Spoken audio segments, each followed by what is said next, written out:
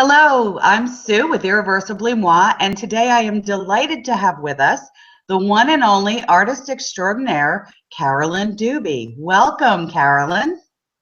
Welcome. Thanks for having me. Absolutely. We have been doing one or two artist interviews a month so far this year, and whenever I would have one, my community continually asked me, when are you going to interview Carolyn? We want to see Carolyn. So you certainly are a celebrity in the art journaling world. And we are thrilled to have you.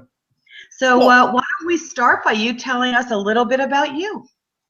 Well, to those people that are familiar with me, they know about Oops, and that really kind of sums up my entire life. An Oops is an outstanding opportunity presenting suddenly. And I learned a lot about things through being creative and being artistic. But as I look more and more, I realized that was the theme of my life. I just didn't realize it. So, I graduate college with a teaching degree, and do I use that? No. I end up owning a jewelry business, just costume stuff, not the gold stuff. And did that for a while and realized, oops, that wasn't maybe the best choice. And then along came a restaurant opportunity. So my husband and I bought a restaurant together and did that for 7 years. And then we sold that and went into actually using my degree, finally the investment we paid for. And I taught elementary school for 10 years and then ended up doing technology with adults for a couple of years. And along the way throughout this whole thing, the art just kept coming up more and more. And so things that I thought maybe that wasn't the right job for me, I ended up getting bits and pieces from it that I would use much later. So I didn't know what the opportunities were with it until much later down the road. So it's been interesting with art, finding more out about how I did things, looking back with that good old hindsight in 2020. Right. So yeah, it's been an interesting adventure, and so now I'm art full-time and going back to play because I spent way too much time not playing. It was way too serious owning a restaurant. Way too serious. Absolutely. Now, there are creative aspects in almost everything you mentioned. I mean, restaurant, there's a certain amount of creativity, certainly with jewelry. Even if you're not designing it, you're helping people put ensembles together or what have you. So there seem to have been little bits of that creativity following you along the way. So. It absolutely was. And I spent a lot of time working my way up and down the aisles of Michael's, just up and down and I tried everything. I made candles, I made soap, I did gallery glass. I tried everything in the aisles. And some of them I was just tremendously terrible at. And some of them I was much better at. But I always had to buy something with a purpose, right? I had to justify every purchase. I'm buying this to make a home decor item. It's got a purpose. I'm buying this because I need to make something for a gift for somebody. I'm buying this because. And I finally realized in the past couple of years that I don't need a because. I can buy it because I want to. And that, I don't know if that was just a function of hitting my 40s, but it makes me happy to paint, to play. I don't care what I'm going to do with it. I just want to play. And that's been a big change for me. I don't have to justify time for me anymore the way I did when I was in my 20s. So that's been a huge shift for me, and it's letting me go back to that play like I did as a little kid. Right. I noticed you have a play on your wall there. Yeah, I do. And I'll have to take it down so you can see it, but I have a canvas I made that says play on my wall too. So we need that reminder that it's okay to play, and it's a good thing, and it's healthy to play. So it's part of that self-love. You need to take care of you. It is, and it's fun, and it's so much cheaper than so many other ways. Right. To do. I think about, do I like to buy fancy cars? No, but I'd like to buy art supplies. I mean, that's just my thing that I buy. So that's just my justification. Like, well, I don't go spend money here because I get excited when there's a new kind of paint out or a new, supply that I love new stuff. So how did you make that transition finally to full-time artist? It was very gradual. It was not a sudden thing. I finally just kind of made the decision of, hey, I think I want to do this. I kept looking at it longingly, and I realized anything I look at longingly, maybe I need to look at a little bit more. And so I started blogging, and I started doing things, and I very carefully, or gently, gently, started doing more and more. And the reality is it takes time to work up the technical skills, Right. you know, the actual skills. And so I gave myself that space to practice.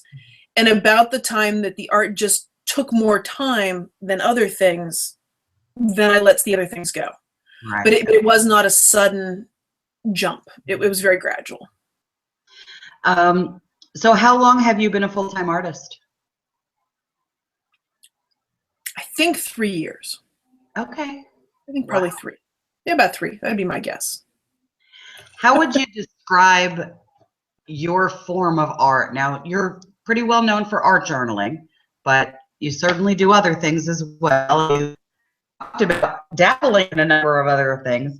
So what would you say is your primary medium, and how would you describe what you do? So if I could put one term for it, it would be mixed media. And it would be mixed media because there are no rules to it, and it can be anything. So I never do any one thing, or I very rarely just do one thing. It's always got other stuff mixed to it. Mm-hmm. And I used to see it as a real drawback that I didn't have this one area that I was just absolutely intensely focused on. Because I was very, you know, I'd see some people that were very well known for, say, their quilts, or say their figure drawing, or their, you know, and I'd look at that kind of like, I can't do that. I like too many different things, and I pull too many different things in, and now I just kind of go, I don't have to. So that's why I like mixed media, is I'm not limited. So it's whatever my whims are, mm-hmm. wherever the mood takes me for this week. Oh, hey, I'm making these this week. Okay. So it's very freeform. It's very, as far as what I work on, you know, I tend to go with what's within reach. That I'm not limited to, it must be a canvas, it must be a wood something, it's what do I have right now? Because when I got too fixated on using the right stuff, I did nothing. And so now I just go, I just want to paint. I'm not making things that I expect to be here in 2,000 years. I'm just playing with some paint and something, or a stencil and something. We artists, and I use this as a collective term, those of us that have a passion for playing with these mediums, we don't follow rules well. And I think that's what makes us have that creativity, because we don't stay in a box. You know, we don't just work with one thing. I mean, there are artists that do, but even within their particular medium, they're stretching the boundaries. So I think that's a pretty apt description of an artist. So what advice would you give to someone who's just starting out as art journaling? I have a channel that's and I have a lot of new people who said, oh, I've always wanted to art journal. I didn't know where to begin. What advice would you give to someone who's just opening up an art journal for the first time? Look at it like a child. When children go out and play, when I taught school, and they'd go out and they'd play, say, kickball. They didn't play by the rules that we as adults think are the rules of kickball. They had their own, and they would change every day. And it drove the grown-ups kind of nuts, because we couldn't, you know, they'd have a disagreement, and the rules were different, so we didn't know how to help them with that as much. But they usually worked it out. Or when I watch kids go off and play a game of tag, you know, tag, there's a base, you're it. No, there are like 85 other possible rules to this game. And they didn't judge it. They didn't pre-plan it. They just went, this is what I want to do. And the cool thing about art journaling is there is no art journal police. You will not go to jail for doing something differently in your art journal than what somebody else did. Absolutely. But when we look at that blank space and we go, am I doing it right? Am I doing it right? Am I doing it right?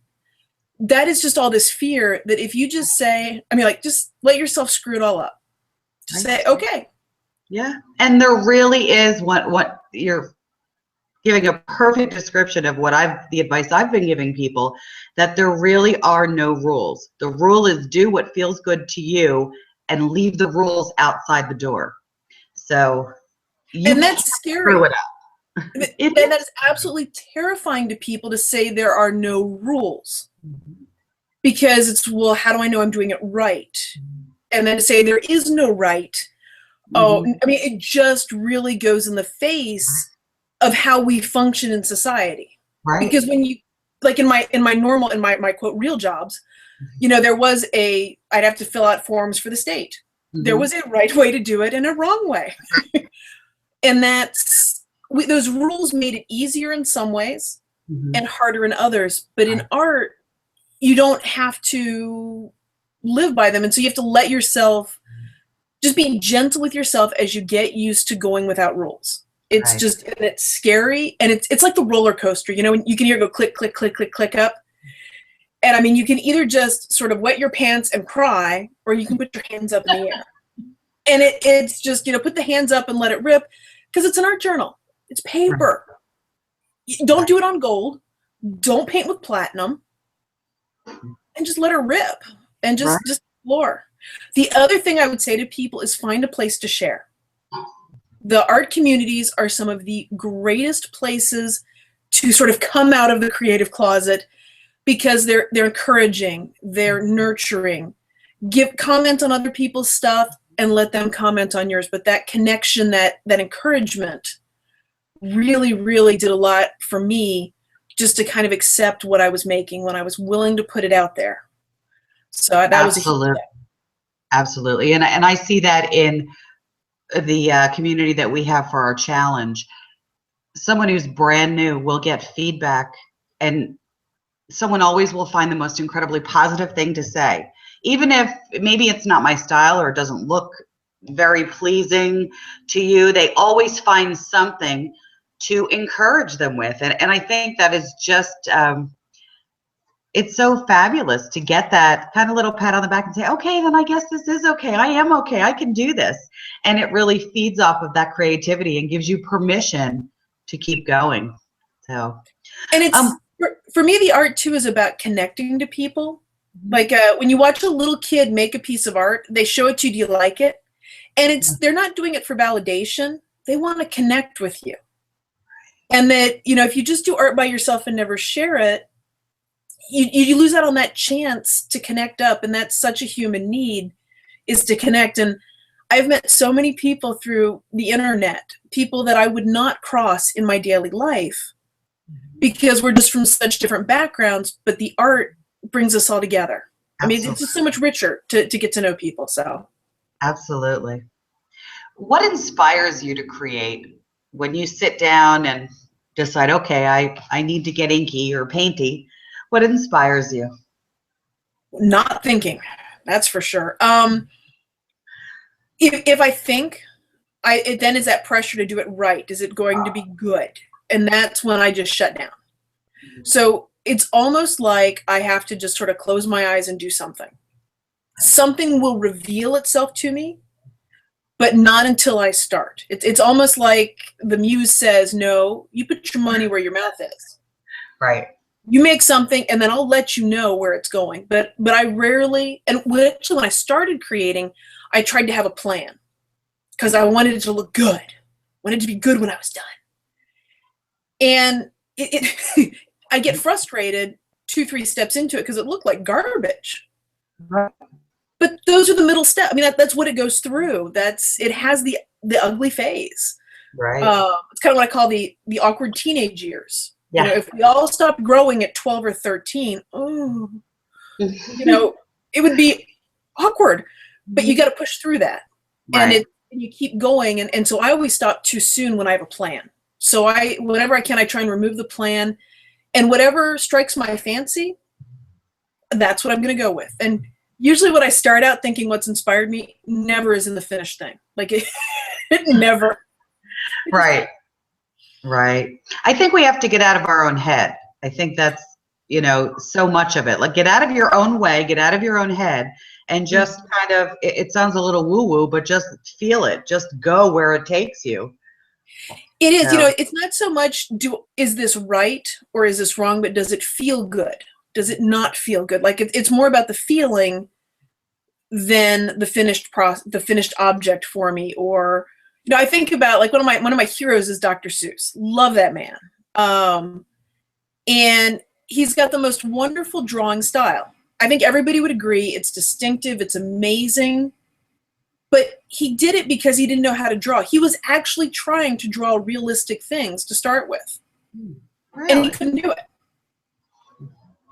And so he just embraced it and said, okay, here's what I can do. Right. And he went with that. And it is just, I love that. I mean, it's just, he's such a creative soul, so many ideas. And it was just, okay, I couldn't do that. I'm going to do it this way. So I never knew that. So. Yeah, it's the Seuss man. He is one of my heroes. Yeah, I don't think how you can really get through life effectively if you're not a fan of Dr. Seuss, because his messages are so positive, and you can't help but smile when you read the stories and see the drawings, and they touch everyone in one way or another. Now, as far as your art journaling goes, do you find your own journals? Do you buy purchased journals? Tell us about that. I love when I make my own journal, and I've made like 2 or 3 because I have the patience of a squirrel, and I'm not going to make them. I can't line up the little, I mean, I love that beautiful hand binding. I mean, those people, the binding, there are all sorts of directions to how to get the threads to go here and there, and I don't want to read directions. And then it's all this precision to line everything up, and that's more work than I'll do. So I usually buy my own. If I'm going to do a full draw, I've bound smaller ones that I'll play in, but I bind very rarely, just because it's a patience factor. And I operate in so many journals at once. Like, I have 17 right now. Oh my! Because who said I had to finish one? Like, that's right. cool. I thought I was bad. I have about 4 or 5 going now, and I thought that was bad. So, not that it's bad. It's well, it's, I don't like to wait for something to look journal. at you. If they don't understand, and they say, 5? Why can't you finish one? Well, this one is for this, and this one is when I feel like doing this, and this is for practicing and playing around, and this is so. You just, and I'm like, it's $5-10 for my cheap journal, and I'm like, yeah, I just have a bunch, so I've always got one to work in. I mean, I've got a few that are running out of pages where I'm down to just a few, and I'm like, but I'll clean stuff off on pages so that it's got something on. I need something to start with. Like, a blank page is just like, oh, yeah, too much pressure.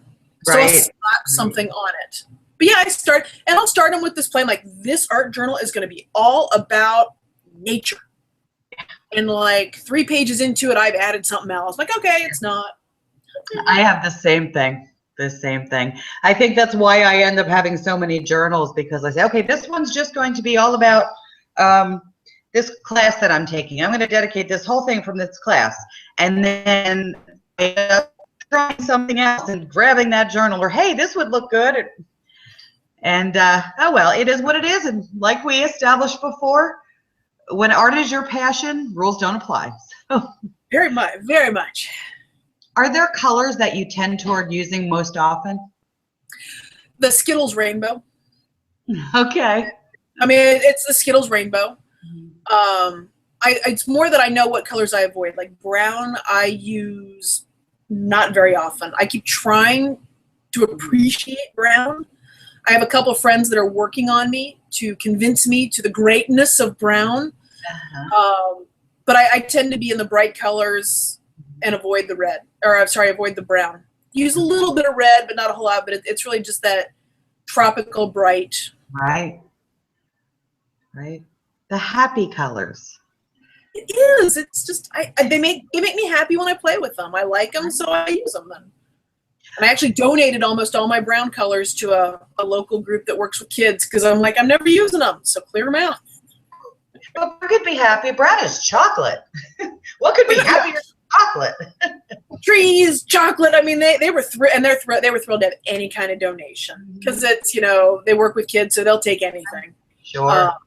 So, what are the top 5 tools that you think every art journaler, art journalist, or journaler, or journaling artist should have? Or if you don't want to put those rules on, what are your top favorites? the things that I go to over and over and over again is the jelly plate, stencils, and then it comes down to as much the mediums that I use. So spray ink, acrylic paint, those are because of everything behaves differently. If you think of a jelly plate or a stencil really as a paintbrush, it's a tool just like a paintbrush is a tool.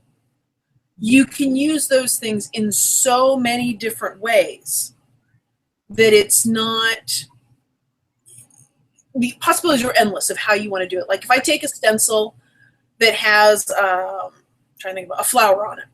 So it's got a flower. I can stencil that flower just straight as a flower, but I can do other things with it. So I can make an entire background with it. I can make one flower. I can, by turning the stencil, you can make an abstract pattern. By changing the colors. So you've got all these things. So it's a very versatile tool that my go-tos tend to be very versatile. I don't want, if it only does one thing, I don't use it as much. It's got to do a lot for me. I have a very deep addiction to stencils. Very deep.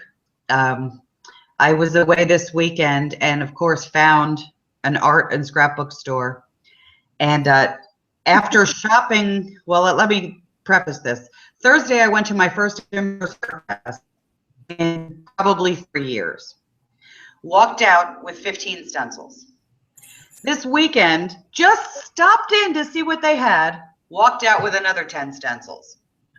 And order online all the time. So I completely agree with the stencils as tools because it's not just like you can use it one way or for one thing.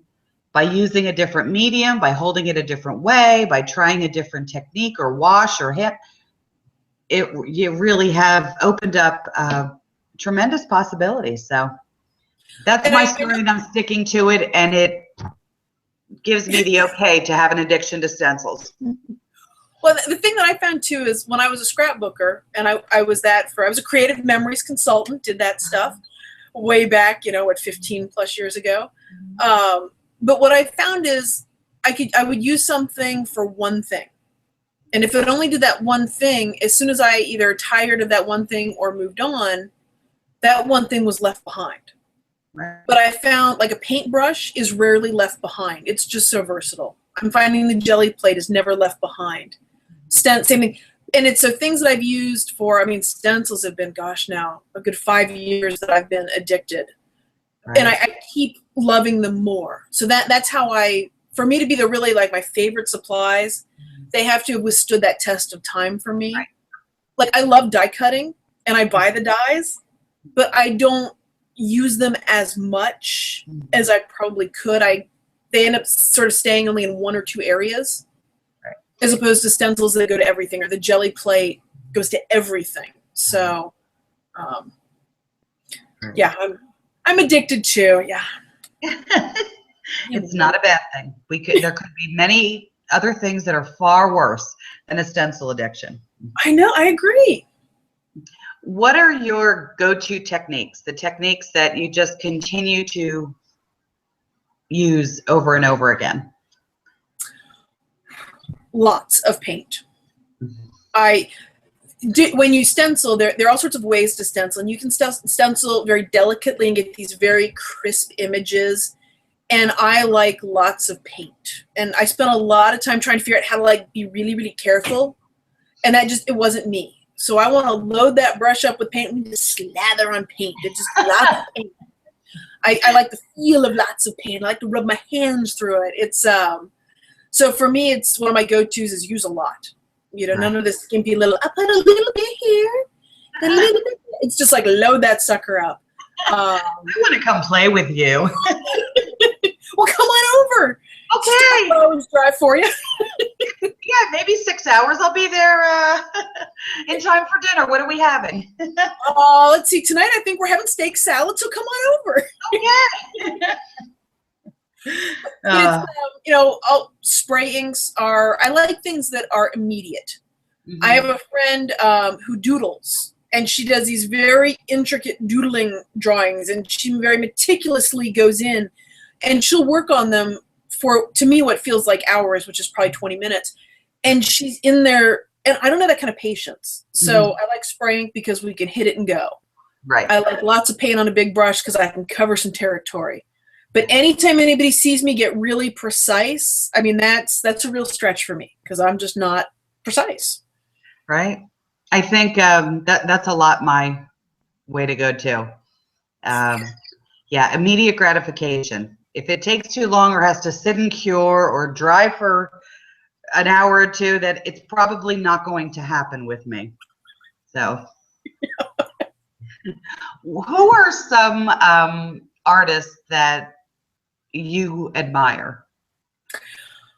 The one that, let's see, hard question to answer because there are just so many. It's like one of those speeches at the Academy Awards, right? You know, you get buzzed off the stage. There are so many. One of the ones right now, Sue Pelletier, who has a new book coming out just about now. Her personality coupled with her art, it's very loose, it's very free. Mm-hmm. And she is an elementary school art teacher. And by the way, I would have just been in heaven to have ever had her for an art teacher. But she just has a very encouraging way. She's very open to things, you know, just seeing where they go. It's not about precision. And you can just feel that, you can see that freedom in her work. So really enjoy that. Really enjoy Diana Trout. She was one of the first people I took a class from when I really sort of jumped into art in a big way. And I took one of her classes on color, and I really loved her style. You know, she was very relaxed. Let's see what happens. It was not, if anybody's taken, I don't mean to say anything about anybody in particular, but some of the scrapbooking classes from that era, it was, here's your 12 by 12 page. Now, cut this 3-inch square. I want you to put it down 1 inch from the top. And this goes, and you're just like, okay. And this, you have to use this paper with this. It was rules, and Diana was very much about, hey, let's put this here, let's put that there. But she could also guide you as to why you liked it, why you didn't like it. So it was she's a great instructor. Really enjoyed her very low-key style compared to some of the very rigid of some of the other years ago I'd taken, you know, scrapping classes where I'm like, but I don't want to put it there. And it was, no, peer pressure, put it there. So those are two of the ones that I'm really, really enjoying their stuff right now. Great. Do you have any products on the market right now, or current class offerings? I do. So the shameless plug part here. I have stencils at Stencil Girl Products, and funny story about them. Before I joined them, they actually had learned my address at home because I'd ordered so many stencils. I was just such a fan. They're like, oh, we already know you. But love their stencils, and they're a family-run company. So I really enjoy supporting that small business, that kind of thing, because I was raised in one of those. And they're great to work with. So I'm but I've got stencils, big fan and regular customer of theirs as well. And they ship so quickly, it was like immediate gratification. I've got a couple of online classes. One of them is called Stencil Play, which oddly enough, you know, it's to play with. I know, shocking with my stencil love.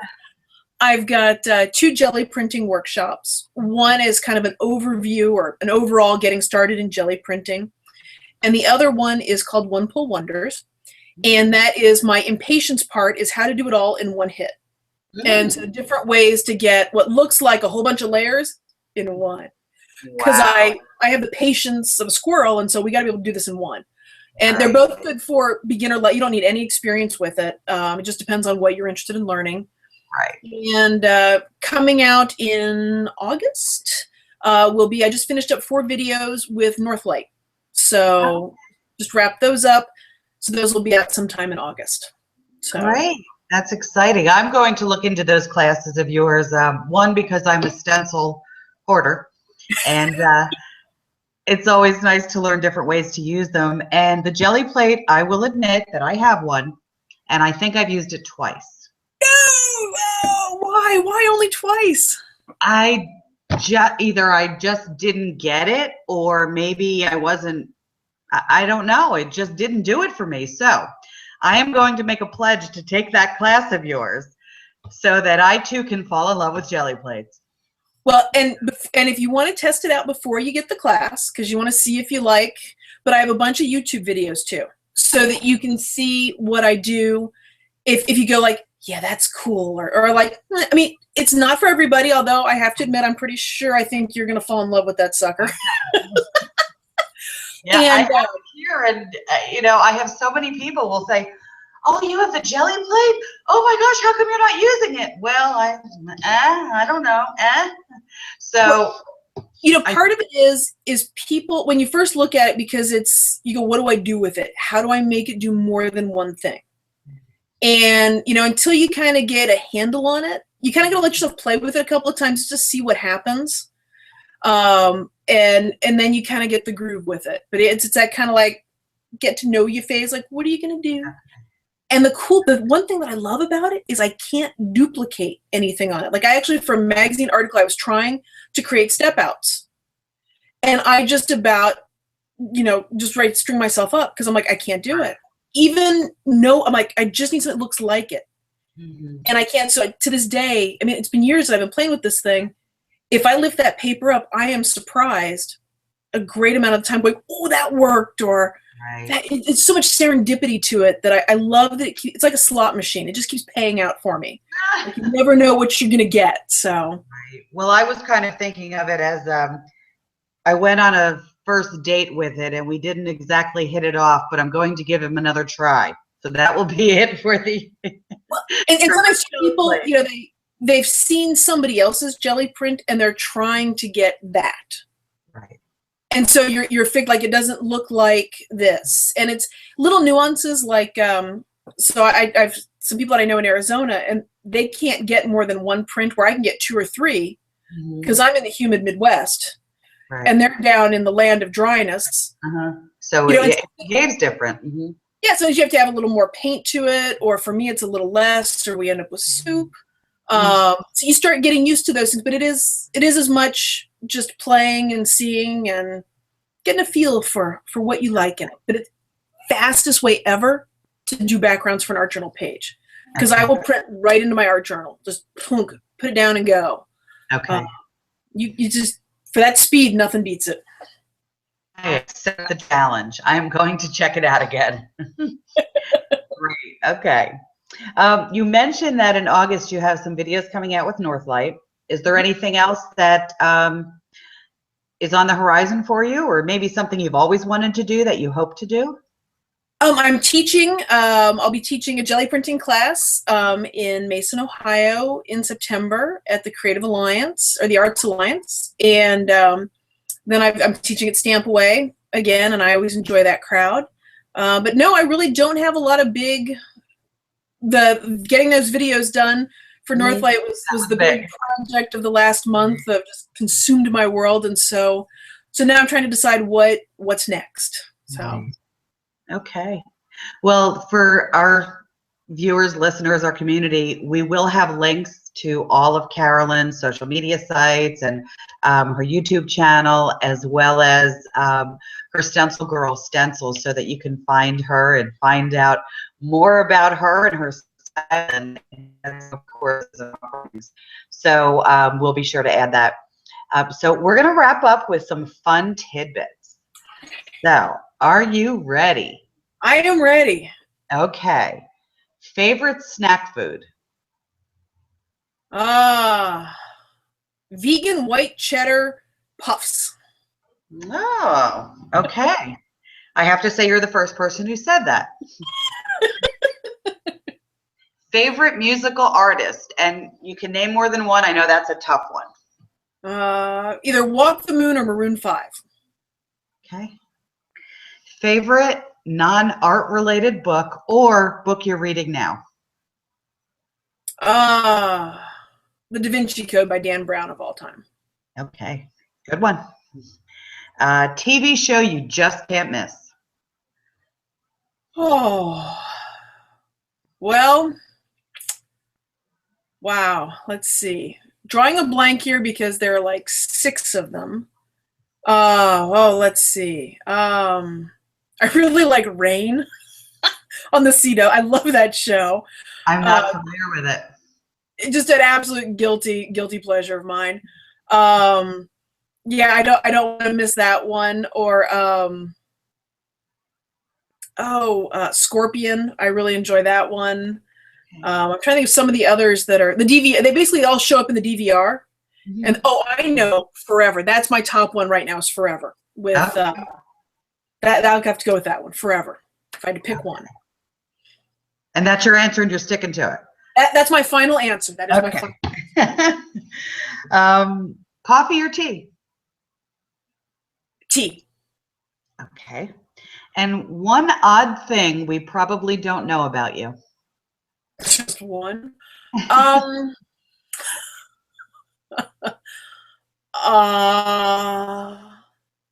can envision a couple of my friends hitting me on the head and going, duh, there are lots of odd things about you.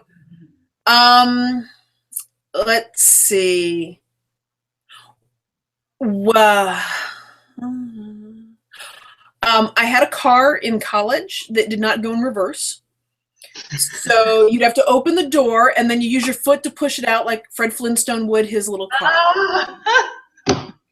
That's great. That's how we'd go backwards. I always tried to park down, up the hill so that I could roll backwards. Oh, that's funny. Yeah. Well, thank you so much. I know that I've really enjoyed talking with you, and I know that our community will certainly enjoy it as well. We'll be sure to talk after the interview to make sure that we get all of your links and get everybody pointed in the right direction to learn more about you and your teaching and your offerings. And I wish you a wonderful, warm, spring, sunny day. Well, thank you so much for having me. I enjoyed talking with you too. Great. Thank you.